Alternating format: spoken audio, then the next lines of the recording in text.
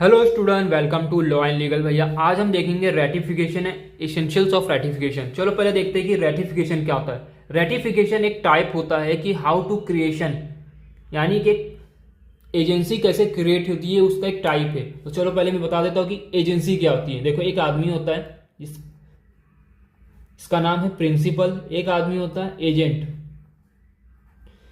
एक घर है, ठीक है, ये घर है। प्रिंसिपल इस घर का ओनर है, तो इस घर का ओनर जो है उसका नाम है ए और इसका नाम है बी।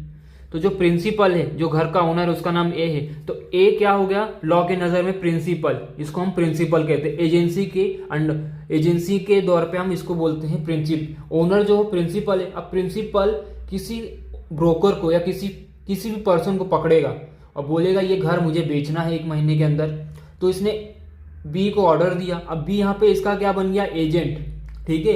बी के पास प्रिंसिपल का दिया हुआ कमांड ऑर्डर इंस्ट्रक्शन है, यानी कि अगर बी उस घर को बेचा देता है तो बी को बदले में कमीशन मिलता है, फीस मिलती है, कुछ भी मिलता है, एक्स्ट्रा कमीशन या परसेंटेज पे मिला जाता है। क्योंकि आपने देखा होगा रियल लाइफ में, हम आज के दौर पे कोई फ्लैट खरीदते हैं, बेचते हैं, तो अब डायरेक्ट टू ए यानी ओनर टू ओनर सेल नहीं होता है। कैसे सेल होता है, बीच में एक ब्रोकर आता है, एक ओनर ब्रोकर को बोलता है, क्योंकि हम अगर ओनर टू ओनर सेल करेंगे तो बहुत टाइम लगेगा, लेकिन अगर प्रॉपर्टी जल्दी बेचवाना रहता है तो एक ब्रोकर को हमें ब्रोकर पकड़ते हैं। ओनर ब्रोकर को बोलता है, ब्रोकर कस्टमर लाता है, वो प्रिंसिपल को डायरेक्ट मीट कराता है, उससे मिला देता है, फिर वो प्रॉपर्टी सेल होती थी। यहाँ पे जो ब्रोकर है वो क्या है, एजेंट, और जो ओनर है वो प्रिंसिपल है।